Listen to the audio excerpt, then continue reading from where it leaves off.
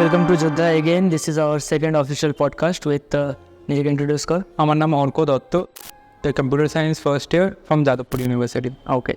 So he is pursuing computer science engineering. Okay. তোর কোন batch ছিল? 2023 মানে ফার্স্ট ইয়ারে আছিস তুই। ওকে, আর ড্রপ তো দিসনি, ফার্স্ট অ্যাটেম্পটা হয়ে গেছে। তোর কোন রাউন্ডে পেয়েছিলি এটা? Second round. সেকেন্ড রাউন্ডে। ফার্স্ট রাউন্ডে ইটিসি ছিল, সেকেন্ড রাউন্ডে আমি আপগ্রেড হয়ে কম্পিউটার সায়েন্স হয়ে গেছে। Okay fine. তো তোর মোটামুটি কত মার্কস ছিল? 110 110 কাছাকাছি ছিল। ওকে আচ্ছা, আর ব্যাপার হচ্ছে যে তোর এইচএসটা কোন বোর্ড থেকে? কম্পিউটার তোমার সিবিএসসি বোর্ড থেকে আছে। তো সিবিএসসিতে কত পার্সেন্টেজ ছিল? 93.5। 93, মানে এবারে ব্রাইট স্টুডেন্ট। এর সাথে আর কোন কোন কম্পিটিটিভ এক্সাম দিয়েছি? যেই মেন অ্যাডভান্সড আইএসআই দিয়েছিলাম আর ডব্লিউবিজে। মানে নেট দিসনি? না, নিয়ে দিয়ে নেই। ওকে, তো তো ছিল না। আচ্ছা, কম্পিউটার সায়েন্স ছিল সেই জায়গাতে, মানে প্রথম থেকে সফটওয়্যার ফিল্ডে, তাই তো? ওকে, সো আমরা ফার্দার যেসব জিনিসপত্রগুলো এখানে আলোচনা করবো সেগুলো কমপ্লিটলি ফর 2025 অ্যাসপিরেন্ট, কারণ তাদেরকে জাস্ট এখানে তোর প্রিপারেশন স্ট্র্যাটেজি আর মানে মোটিভেট করতে হবে যাদবপুর ইউনিভার্সিটি। কারণ আমাদের পুরো এমটা থাকবে, এই যোদ্ধার পুরো এম হচ্ছে যে স্টুডেন্টদেরকে এনকারেজ করে যাদবপুর ইউনিভার্সিটিতে এনরোল করানো, আর কিছু না। ঠিক আছে, মানে তারা যেন আলটিমেটলি যাদবপুর ইউনিভার্সিটিটা পেয়ে যায়, কারণ অনেকের ড্রিম থাকে, বুঝতে পারছিস। ওকে, সো ব্যাপার হচ্ছে যে তুই তোর প্রিপারেশন স্ট্র্যাটেজি তো বলবি, বাট প্রথমে আমরা ডিসকাস করে নিচ্ছি বেসিক কিছু জিনিস, যেমন যেই মেন্সের থেকে ডাব্লিউবিজে, এই দুটো ডিফারেন্সিয়েট আশা করি তুই ভালোভাবে করতে পারবি। কোনটা টাফ লেগেছে, কারণ অনেক এটা কন্ট্রোভার্সিয়াল, ঠিক আছে? তো ওটার ব্যাপারে একটু বল। আমার টাফনেস সবকটা সাবজেক্টের বলতে পারবো না, কারণ খুব ডিপেন্ড করে যায়। আমার যেমন ম্যাথস ভালো বেশি লাগতো বলে ম্যাথসটা আমি কম্পেয়ার করছি। ম্যাথসের যেই মানে ম্যাথস থাকতো লেন্দি আর করতে বেশি হতো রাদার দ্যান বিং টাফ। আমার ডাব্লিউবিজি অঙ্কগুলো যেমন বেশি ইন্টারেস্টিং লাগতো, একটু মাথা খাটানোর মতন জিনিস লাগতো আমার। সো সেরকম বলতে পারি, এক্স্যাক্টলি টাফ ইজি বলতে পারবো না ওরকমভাবে। দুটো এই সিমিলার স্ট্যান্ডার্ডের পেপার করে, মানে অ্যাট সামটাইমস ডাব্লিউবিজি এর অঙ্কগুলো একটু বেটার লেভেলে থাকে।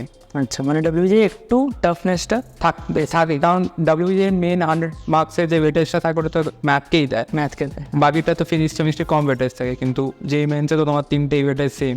তো আচ্ছা, আর একটা টাইম কমপ্লেক্সিটির ব্যাপার আছে, যে যেই মেন্সে তোর কম কোয়েশ্চেন্স থাকবে, ডাব্লিউবিজিতে বেশি কোয়েশ্চেন্স থাকে, ওটা ম্যানেজ তখন আলাদা করে ম্যানেজ করতে হয়। আচ্ছা আচ্ছা, তুই কোন কোচিং নিয়েছিলি সেটা? আমার এক্স্যাক্টলি কোনো কোচিং ছিল না। আমার সল্টলেকের এদিকে অনেক এক্স-সুইজি টিচার্স পড়াতো, তাদের কাছে ডিফারেন্ট সাবজেক্টের জন্য পড়তিস, মানে পার্টিকুলার কোনো কোচিংয়ে ভর্তি হস না? মানে এক্স্যাক্টলি এই যে নাম করা যে কোচিংগুলো সেগুলোর মধ্যে ভর্তি। আর কোনো অনলাইন কোর্স পারচেস করেছিলি? না, অনলাইন কোর্স এক্স্যাক্টলি কোনো পারচেস করিনি। এই সব যেখানে ফ্রি কী রিসোর্স ছিল? আমার ইউটিউবে ফিজিক্সের অ্যাডভান্সের জন্য একটা বিনয় উপ্পাল বলে চ্যানেল থাকতো, ফিজিক্স বিনয় উপ্পাল বলে, তারটা দেখতাম। ম্যাথস মেমোরাইজিং বলে একটা সুন্দর চ্যানেল ছিল, আমি পেয়েছিলাম, ওটা ভালো ছিল। ওটা দিয়ে ম্যাথ করতাম, আর কেমিস্ট্রি আমি করতাম না। কেমিস্ট্রি উইক ছিল, একটু উইক ছিল ওটা। মানে তোর যে ডাব্লিউবিজি পরীক্ষা দিয়েছিস সেটাতে তোর ম্যাথস আর ফিজিক্স? হ্যাঁ, ম্যাথস আর ফিজিক্সই তুলেছে, কেমিস্ট্রি ওয়াজ টপ পার্ট। যেই মেন্সের ব্যাপারে কথা বলবো, তো যেই মেন্সে তোর র্যাঙ্ক, আর দেন যেই মেন্সে 97% ছিল, তো অ্যারাউন্ড 35,000 ওরকম র্যাঙ্ক ছিল আমার। এটা কেমিস্ট্রির জন্যই, তাই তো? আচ্ছা, কেমিস্ট্রির জন্যই সেই। ঠিক আছে। তো কেমিস্ট্রি তখন আমাকে অসুবিধা দিয়েছিল যে এই সবকটা সেম ওয়েটেজ থাকতো, কেমিস্ট্রি করতে পারতাম না। ম্যাথস করতে যেতাম, ম্যাথসটা এত লেন্দি থাকতো, পড়তে ইচ্ছা করতো না, তাই জন্য নম্বরটা কমে গেছিলো। মানে অ্যাডভান্সের জন্য তো কোয়ালিফাই করে গেছে? হ্যাঁ, অ্যাডভান্সের জন্য কোয়ালিফাই ছিল 8,500। ওটা তো ভালো র্যাঙ্ক ছিল, still you are getting IIT, but তুই এসছিস ওকে, মানে আইআইটি ছেড়েও যাদবপুরে আসা যায়, ঠিক আছে? মানে এটা অনেকে ভাবে যে এনআইটি দুর্গাপুর নেবো না যাদবপুর, বাট আইআইটি ছেড়ে আইআইটি ছেড়ে আমাদের ডিপার্টমেন্টটা অনেকদিনই আছে, মানে অবভিয়াসলি যাদবপুরে সিএসসি পাচ্ছে তো আর কিছু। হ্যাঁ, ডিপেন্ড করে যায় কোন আইআইটিতে কী পাচ্ছে, কাদের অনেকদিন অ্যাসপিরেশন ডিফারেন্ট থাকে। ঠিক আছে। আচ্ছা, এবার ব্যাপার হচ্ছে যে এই যে কোন বই পড়তিস, ডাব্লিউবিজির জন্য বলছি না, বাট তোর থ্রু আউট দ্য প্রিপারেশন 11-12? তো সেন্ট গেজ পড়তাম, সেন্ট গেজের অনেকগুলো বই আসতো for every subject, physics chemistry math, সেন্ট গেজের সব পড়তাম। মানে ম্যাথের আসতো জি তিওয়ানি, আর ফিজিক্সের জন্য একটা আসতো, ওটা পড়তাম। আর এই কেমিস্ট্রিরও সিমিলার একটা আসতো, ওটাই পড়তাম ব্যাস। মানে কেমিস্ট্রি অত জানি না, কারণ কেমিস্ট্রি বেশি পড়তাম না। তো মানে অত এক্সট্রা অর্ডিনারি বই নেয়, কারণ অনেকে ডিসি পান্ডে তুলে নেয়, অনেক অত করিনি। আমি ম্যাথের জন্য করে একটু এক্সট্রা করেছিলাম, যে যেহেতু ভালো লাগতো, তাই জন্য আমি ব্ল্যাক বুকটা করেছিলাম। একটু ব্ল্যাক বুক করেছি, অ্যাডভান্সের আগে ব্ল্যাক বুকটা ধরেছিলাম, আর ফিটজি জিএমপিটা করেছিলাম তখন, গ্র্যান্ড মাস্টার প্যাকেজে যে অঙ্কগুলো থাকতো। আচ্ছা, তো ওই যে ধর রিসোর্সগুলো, ওগুলো কোথা থেকে পেয়েছিলি? সব অনলাইন পিডিএফ। বলতে পারিস কোনো মানে কোভিডের সময় আমাদের পিডিএফ ছাড়া কিছু উপায় ছিল না, বই তো আমি কিনতে যেতাম না। আচ্ছা আর কিনতে ভালো লাগতো না, বাড়িতে একটা বই হয়ে যেত, এমনিতে পড়া হতো না। পিডিএফ থেকে আমার তাড়াতাড়ি পড়া বেশি হয়ে যেত, কম্পিউটারে থাকতাম অনলাইন ক্লাস করছি, তার সাথে পিডিএফটা করে না পড়া হবে। পড়া হয়ে গেল। তো একবার একটা সিটিংয়ে অনেকখানি পড়া হয়ে যায়, বেশি উঠতে হয় না, তাহলে হয়ে গেল। তো টেলিগ্রামে থাকতো, ক্রোম তোমার গুগলে গিয়ে অনেকগুলো ইয়ে থাকতো, ওয়েবসাইটের নাম থাকতো, যেখান থেকে তুমি ডাইরেক্ট ডাউনলোড মারবে, নয়তো ড্রাইভের লিঙ্কে রিডাইরেক্ট করবে, নয়তো পিডিএফটা তুমি পেয়ে যাবে। মানে কিছু পাওয়া যায় থার্ড পার্টি অ্যাপস থেকে, যদি ইচ্ছে থাকে পড়াশোনা তাহলে পেয়ে যাবে। ঠিক আছে, ওকে। সো এবার আমরা কথা বলবো হচ্ছে তোর এই যে জেই মেন্সের সঙ্গে WBJEE যে প্রিপারেশন, তো এক্সট্রা করে কিছু করিস না উচিত। মানে এটা অনেকের ডাউট আছে, বা এটা অনেকটা আর একটু কন্ট্রোভার্সিয়াল, যে জেই মেন্স পড়বো না WBJEE পড়বো। কারণ অনেকে এখন দেখছি স্টুডেন্টরা WBJEE জন্য ড্রপ নিয়ে নিচ্ছে, তো তাদের জন্য এমন কিছু একটা সাজেস্ট করে যেন তারা এই মাইন্ডসেটটা থেকে বেরিয়ে আসে। আমার তো যেমন এম ছিল অ্যাডভান্সে ভালো পড়বো বলে, তো যেই মেন তো পড়তেই হবে। তো কিন্তু আমার যেটা বলছিল যে কেমিস্ট্রি পড়তে হবে না, যেটা পড়া উচিত ছিল এখন মনে হয়, তো মেইনতে বেটার র্যাঙ্ক হতো। কিন্তু এনিওয়েজ আমি মেইনতে বেটার র্যাঙ্ক করলাম, তখন জিউই নিতাম, কারণ IIT নিয়ে যখন জিউতে এসেছি 90 তো নিতামই না তখন। কিন্তু এনিওয়েজ আমি বলবো মেন্স করতে করতে WBJEE ইজিলি হয়ে যায়। মানে WBJEE একটা প্যাটার্নটা অনেকখানি সিমিলারই থাকে তোমার প্রত্যেক বছর প্রায়। আচ্ছা, মানে আলাদা করে প্রিপারেশন নেওয়ার কোনো দরকার আছে না? কি ওয়েতে প্রিপারেশন নিলে দুটো একসাথে হয়ে যাবে? যেরকমভাবে নর্মাল লোকেরা ঠিকঠাক করে প্রিপারেশন নিলেই হয়ে যায়। মানে অ্যাসেট আলাদা করে খুব একটা প্রিপেয়ার করতে হয় না WBJEE জন্য, মোস্ট এক্সামসের মতো। আমি জাস্ট ম্যাথসটা ভালো থাকলেই হয়। তুই বলি ম্যাথস ভালো লাগতো, ম্যাথসের কিছু পার্টিকুলার এমন চ্যাপ্টার বল যেগুলো তুই করেছিলি না, তুই সব করে নিয়েছিলি, জাস্ট হয়ে গেছে? না, আমি ক্যালকুলাস করতাম, ক্যালকুলাসের অনেকগুলোই করে নিয়েছিলাম, ক্যালকুলাসে যারা স্ট্রং ছিল। হ্যাঁ, ক্যালকুলাসটা করতাম, আমাদের ব্যাপারে ক্যালকুলাস বেশি এসেছিলো, তো আমার হেল্প হয়ে গেছিলো। ক্যালকুলাস করতাম, PNC করতাম, আর প্রবাবিলিটি করতাম। আর জিওমেট্রি ওগুলো ফর্মুলা যে দেখে রেখেছিলাম, ইন কেস অঙ্ক আসে তবে আমি করে নিই। আচ্ছা, তোর WBJEE-তে ম্যাথসে কত নাম্বার এসেছিল? অ্যারাউন্ড 60, মানে আউট অফ 100-এ 60 ছিল।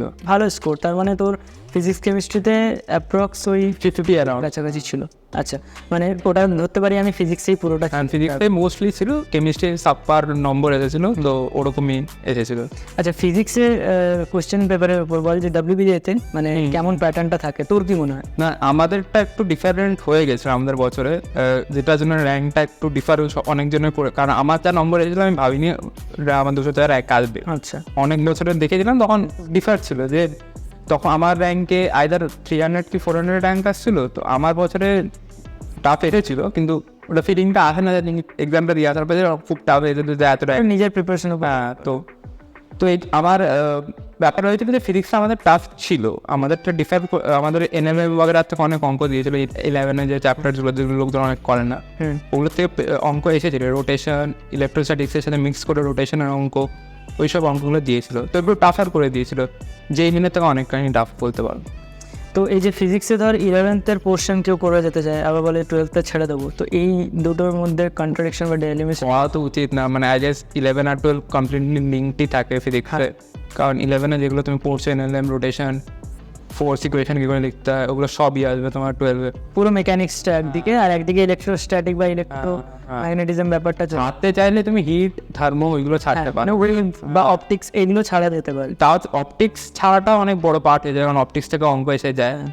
কিন্তু বেস আমার যেমন থার্মাল উইক ছিল, তো থার্মোর থেকে আমার অঙ্ক বেশি আসতো না, তাই অসুবিধা হয়নি। ওকে, আচ্ছা, এবার আমাকে বল যে তোর এই যে এক্সাম হলের মধ্যে যে স্ট্র্যাটেজি ছিল, যেমন মানে একটা তো হয় যে নিজের প্রিপারেশন স্ট্র্যাটেজি প্রিপেয়ার করলি, এবার এক্সাম হলে যখন ঢুকছে না স্টুডেন্ট, তখন তার মাইন্ডসেট অন্যরকম হয়, তো সেটার ব্যাপারে বল। তো আমার মাইন্ডসেট ছিল যে ম্যাথস দিয়ে নম্বর তুলতে হবে ফার্স্ট পেপার, ওটাতে যতখানি নম্বর তুলে নিতে পারবো, সেকেন্ড পেপারে চাপটা কম থাকবে। আচ্ছা, মানে তুই ম্যাথসটাতে মেন ফোকাস? হ্যাঁ, ম্যাথসটা মেন ফোকাস ছিল, কারণ ম্যাথে ওয়েটেজ আছে, আর ম্যাথ আমার ভালো, তো ওটা দিয়ে করে দেবো। তো আমি ফার্স্ট পেপারে তোমার পার্ট 3 দিয়ে চালু করেছিলাম, দেন পার্ট 1, আর তারপর পার্ট 2টা করেছিলাম। আচ্ছা, মানে যেটাতে নেগেটিভ মার্কিংটা থাকে ওটা ওদের লাস্টে পড়েছি। হ্যাঁ, ওটা লাস্টে। আচ্ছা, বুঝেছি। মানে ওটাতে নেগেটিভ মার্কিং থাকে না, মাল্টিপল চয়েস অফ মানে সেকেন্ডেরটার কথা বলছিস? হ্যাঁ, ওকে। আচ্ছা, ঠিক আছে। এবার তুই আমাকে বল যে ফিজিক্স কেমিস্ট্রিটা মানে বেসিক্যালি প্রবলেম ক্রিয়েট করে, কারণ ওটা দুটো পেপার একসাথে থাকে 2 ঘন্টার মধ্যে টাইম, তো ওটা চোখ করেছি। কেমিস্ট্রি আমি ফার্স্ট একটু দেখেছিলাম, স্কিম থ্রু করেছিলাম, যে এই অঙ্ক আছে, এই কোয়েশ্চেন আছে, তো এগুলো কি করে নিতে পারবো বা আগে দেখেছি আগে। কেমিস্ট্রিটা উইক। হ্যাঁ, তো কেমিস্ট্রি উইক ছিল, তো ওটা করেছিলাম যে আগে কোনো ব্যাপারে দেখেছি কিনা বা এরকম কিছু হয়েছে কিনা, ফর্মুলা বেস কিনা, জাস্ট ঠিক করে এগিয়ে গেছি। আর ফিজিক্সটা বাকি টাইম দিয়ে দিয়েছিলাম, অ্যারাউন্ড 30 মিনিটস কেমিস্ট্রি করে দিলাম, বাকি টাইম ফিজিক্স করে দিলাম। তুই পুরো 1.5 ঘন্টা একদম ফিজিক্সের উপর দিয়েছিস। আচ্ছা আচ্ছা আচ্ছা, এবার আমাকে একটা কথা বল, অনেকের মানে রিসোর্স থাকে না, বা অনেকে বলে যে যেই মেন্সের জন্য তো কোচিং রয়েছে বা অনেক কিছু রয়েছে, কিন্তু ডাব্লিউবিজির জন্য মক টেস্ট পাই না আমরা, বা এইসব যে ব্যাপারগুলো প্রিভিয়াস ইয়ার কোশ্চেন্স, তো এগুলোর উপর প্রিভিয়াস ইয়ারের কোয়েশ্চেন তো ডাব্লিউবিজির ওয়েবসাইট এই আছে। আর মক টেস্টের ব্যাপারটা, মক টেস্ট আমি যেমন পাথফাইন্ডারে দিয়েছিলাম ডাব্লিউবিজির, ওখানে ছিল, তো ওখানে দিতাম মাঝে মাঝে গিয়ে মানে এক্সামসের কয়েক মাস আগে গিয়ে দিয়ে আসতাম, তো ব্যাস ওটাই করেছিলাম, আর বেশি কিছু না। আর প্রিভিয়াস ইয়ার কোশ্চেন তো প্র্যাকটিস করেছি, তো সেখান থেকে তোর কি মনে হয়েছে যে ডাব্লিউবিজিতে কোশ্চেন রিপিট হয়? ডাব্লিউবিজির থেকে ডাব্লিউবিজির পিওয়াইকিউ রিপিট হয়, আর আইএসআই পেপারগুলো দেখে গেলে সুবিধা হয়, কারণ আইএসআই থেকেও রিপিট হয়। হ্যাঁ, আইএসআই অবজেক্টিভ পেপার থেকে, সাবজেক্টিভ না, অবজেক্টিভ পেপার থেকে রিপিট হয়। আচ্ছা আচ্ছা, আর টাফনেসের তো বললি তুই যে ডাব্লিউবিজি ইজ ইজিয়ার, ঠিক আছে, টেক্সট বুক কি ফলো করেছিলি পার্টিকুলারলি ডাব্লিউবিজি বা জিএমএস এর জন্য? কারণ তোকে এইচএসটাও সামলাতে হতো, তো এইচএসের জন্য আমি বেশি মানে সিবিএসসির জন্য বেশি কিছু পড়িনি, তো পড়িনি ল্যাঙ্গুয়েজ পেপার অ্যান্ড জাস্ট এক্সামের আগে আমি পিওয়াইকিউসগুলো দেখতাম, পিওয়াইকিউস দেখে চলে যেতাম এক্সাম দিতে। আচ্ছা, তো ওটাতেই যা নম্বর এসেছে, তাছাড়া ওটাতেই 93.5, হ্যাঁ ওটাতেই। ওকে, আচ্ছা। আর এবার লাস্ট মোমেন্ট আমি এটাই বলবো যে যারা 25-এর স্টুডেন্ট যারা দেখছে, তাদেরকে যাদবপুর ইউনিভার্সিটির ব্যাপারে কিছু মোটিভেটিং ফ্যাক্টর বল, কারণ তারা যেন পড়াশোনার দিকে মনটা দেয়, যে হ্যাঁ আমাকে যাদবপুর পেতে হবে, সেই একটা মনে যেন খিদে নিয়ে পড়াশোনাটা করে।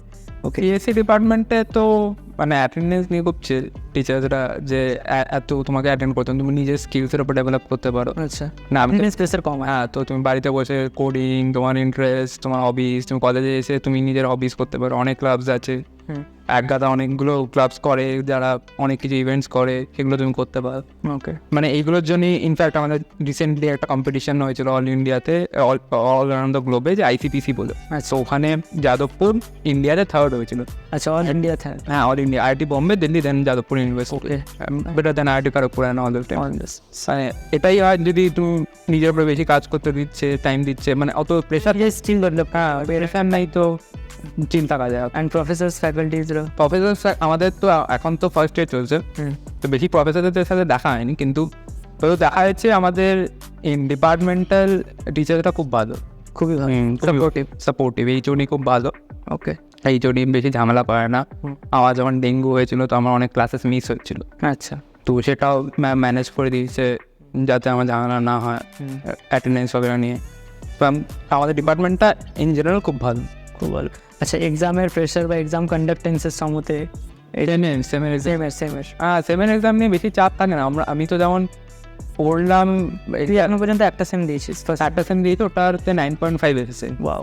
তো ওটাতে লাইক আমি বেশি তোমার 3 দিন আগে পড়তে বসতাম সেমে, পিওয়াইকিউ নিয়ে জাস্ট ওটা পড়তাম, দেন লিখতে এটাই করে। তো ওটাই করে হয়ে যায়। অ্যাজ সাচ খুব ডিফারেন্ট পেপার থাকে না আমাদের। আচ্ছা, আর ধর এমনি কিছু ব্যাপার যেগুলো ধর সিএসসি ছাড়া বাকি কোনো ব্রাঞ্চের সঙ্গে, আদার্স সার্কিটাল ব্রাঞ্চের সঙ্গে কোল্যাব বা এগুলো কিছু প্রোগ্রামস? আমাদের যেমন ইলেকট্রিক্যাল ডিপার্টমেন্ট একটা পড়েছিল একাতন মতো, যে অনেক কলেজ থেকে এসেছিল তোমার একাতন দিতে, তো ইলেকট্রিক্যালের কোন নামটা এক্সাক্ট মনে নেই, কিন্তু ওটা তো ভালো ছিল। সিএসসির থেকে অনেকজন করেছিল, ওরকম অনেক হ্যাকাথন চায়, সিএসসিরাও করে, সব ডিপার্টমেন্টের মাঝে মাঝে করে। তুই এখনো পর্যন্ত কোথাও পার্টিসিপেট করেছিস এমনি? আমি সৃজনের যেটা আমাদের মেন হয়েছিল জিউ ফেস্টে, ওগুলো তো করেছিলাম। আর আইআইটি খড়গপুরে একবার গেছিলাম এমনি হ্যাকাথনে পার্টিসিপেট করতে। ওকে, কাট অফের ব্যাপারে একটু বলে দে যে কোন ব্রাঞ্চের কেমন? সিএসসি, আইটি, এটি? সিএসসি ছিল আমাদের ইয়েতে 230 অবধি গেছিলো, আইটিতে 529, আর টিটিসি 500 to 500+ মতন মতো গেছিলো। মানে মোটামুটি লিস্ট কত মার্কস পেলে তোর যাদবপুরে এন্ট্রি করা যাবে, এটা বলে দে। পেপারের উপর ডিপেন্ড করে যায় একটু লেভেল, কিন্তু 100+ থাকলে, 100+ to 110+ মতন থাকলে এই ব্রাঞ্চগুলো হয়ে যাবে, মোরালেস হয়ে যাওয়া উচিত। কিছু ইজি পেপার না করে যদি 100 টার্গেট করছে ইনক্লুডিং ফিজিক্স কেমিস্ট্রি ম্যাথ তিনটে ধরে তার হয়ে যাবে। মানে 100+100 মতন টার্গেট থেকে হয়ে যাবে।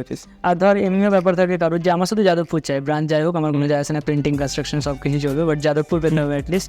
তো তাদের জন্য মানে আমি ঠিক বলতে পারবো না, কারণ ওরকম আমি ভাবিনি। তো আচ্ছা আচ্ছা, তো ঠিক আছে। অ্যারাউন্ড আমার যে বন্ধুগুলো আছে তারা অ্যারাউন্ড 88-89 ওরকমই পেয়েছিল। কিন্তু বেস্ট হচ্ছে 100+ থাকা, তাহলে 100+, 110+ থাকলে প্র্যাকটিস করলে ওটা এসে যায়। আচ্ছা, ডিসেন্ট্রালাইজ কাউন্সিলিং যখন আমরা, তোদের এখান থেকে তো এমনও আছে ছেলে যারা ছেড়ে চলে যাচ্ছে, ডিসেন্ট্রালাইজ কাউন্সিলিংয়ের সিট ফাঁকা থাকে, তো এটা বলতে পারি যে ওটার কাট অফ মোটামুটি কত বেশি? আমাদের বেলায় ডিসেন্ট্রালাইজ একটু হয়েছিল যে কম র্যাঙ্কের লোকজন তখন এসে পেয়ে গেছিলো, কারণ NIT থেকে হঠাৎ করে চলে যাচ্ছে, NIT ছেড়ে যে চলে যেতে পারে, তাই জন্য ডিসেন্ট্রালাইজে অ্যাপ্লাই করে একটা ছেলে ছিল 214 র্যাঙ্ক ছিল তার, সে ডিসেন্ট্রালাইজে CSC পেয়েছিল, মানে একটা সিট পড়েছিল CSC-তে, একটা না কয়েকটা পড়েছিল, ওই পেয়েছিল।